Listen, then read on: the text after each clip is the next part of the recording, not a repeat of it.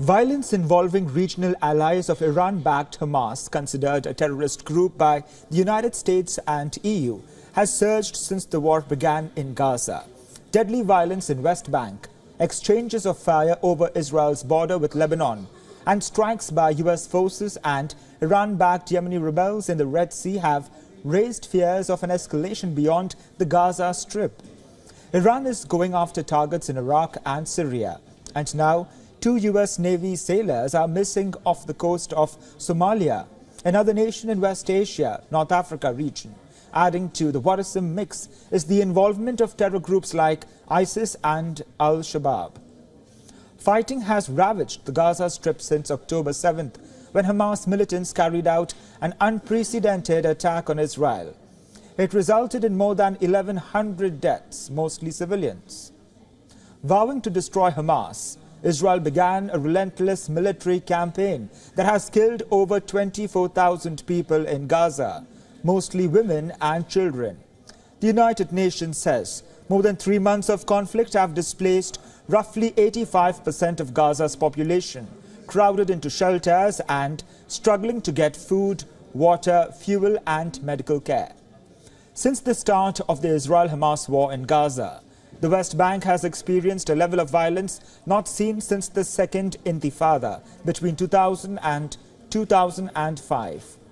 3 Palestinians were killed on Monday in separate clashes with Israeli army.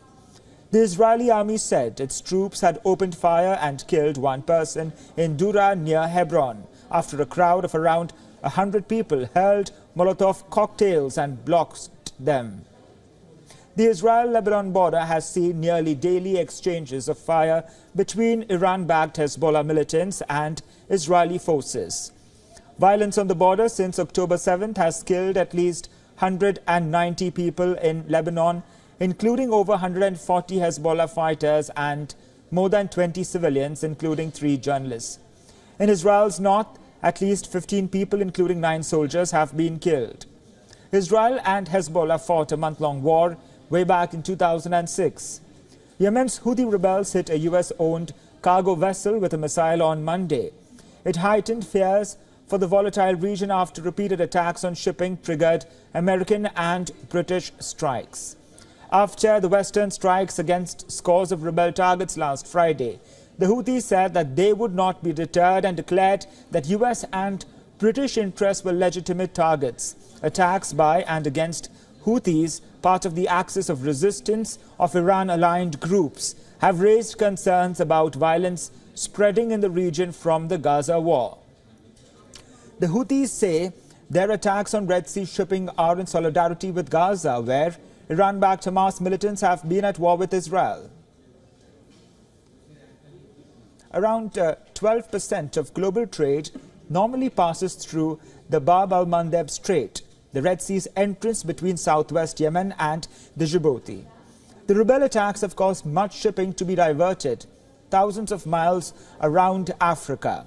Iran's Revolutionary Guards have launched missile attacks on multiple terrorist targets in Syria and Iraq's autonomous Kurdistan region.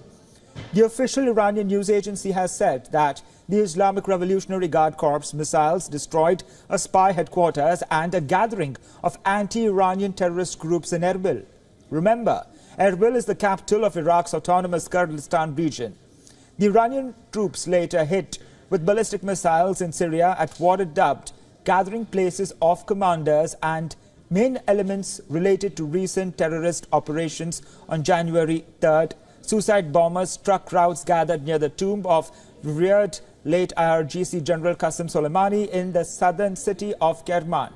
The attack, for which the Islamic State group later claimed responsibility, killed around 90 people and left scores wounded. The IRGC also said it had struck an alleged Israeli target, announcing a missile attack and the destruction of the Israeli spy headquarters in Kurdistan region of Iraq.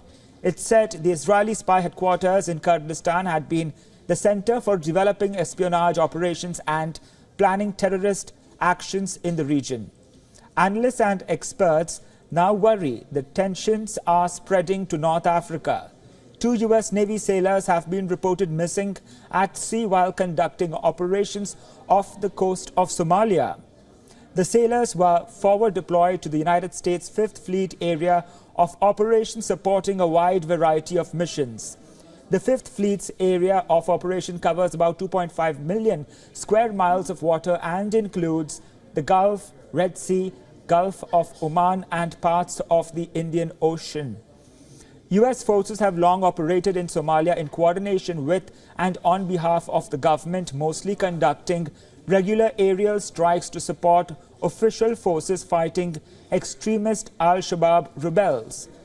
Washington has designated al-Shabaab as a terrorist organization. According to the United States Africa Command, al-Shabaab is the largest and most kinetically active al-Qaeda network in the world. The alarm bells are ringing, and fears of a deadly spillover in the Tinderbox region continues to spiral.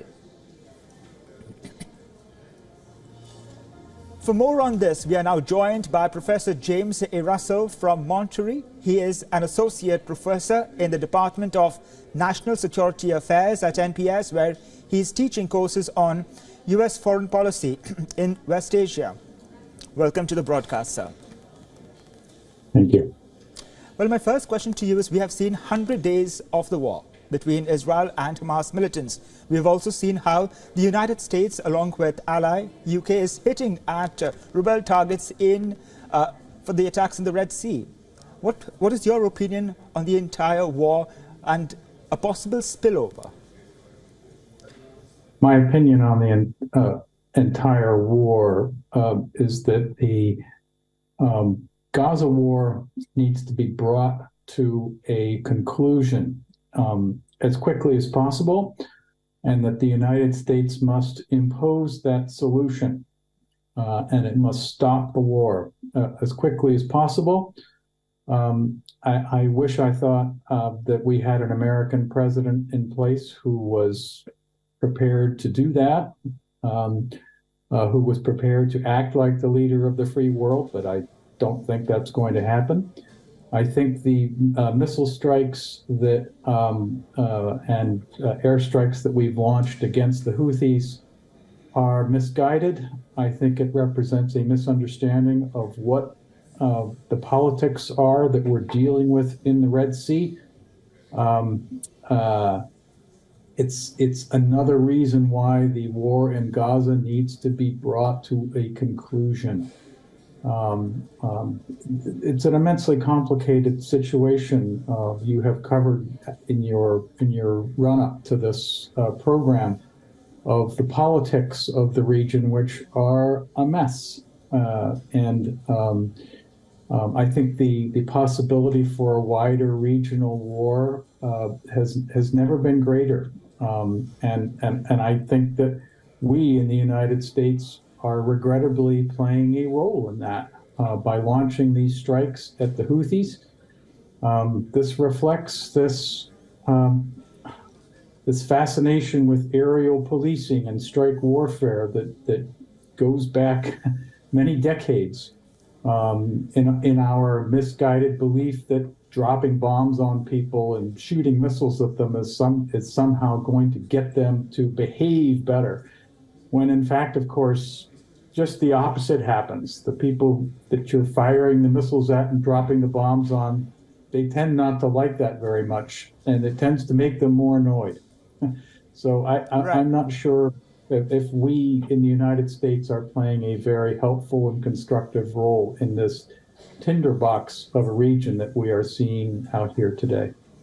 And like I said before, many analysts and experts are also worried about the tensions that are spreading to North Africa. Let's shift our focus there, because 2 U.S. Navy sailors have been reported missing at sea recently while conducting operations off the coast of Somalia. And when we're looking at, the war spreading over, we're also looking now the focus on, the strait next to Somalia, where the sailors were forwardly deployed to the U.S. Fifth Fleet area of operations, supporting the missions there. I mean, we're looking at a larger scale of operations here. We're also looking at the U.S. foreign policy. How is this all panning out for the United States at this point in time?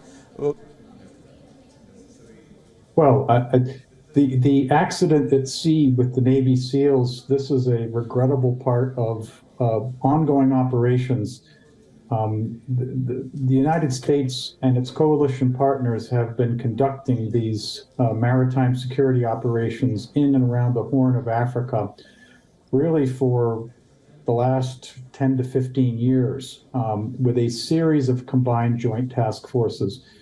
And of course, the hostilities in Yemen between the Houthis and the Saudi/Emirati-backed sort of sides in that conflict have forced us or have brought us into the sort of conflict. And of course, there's been a ceasefire recently, but of course, the Houthis have made life difficult for global nations with navies in the Red Sea.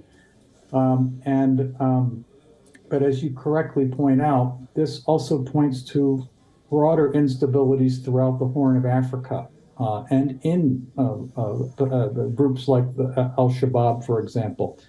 And I think the United States, again, we would like to see us, that is to say, the United States, disengaged from the missions of policing these political disputes. You have to remember that all wars, all use of violence, forms of violence in the international system, they stem from political arguments.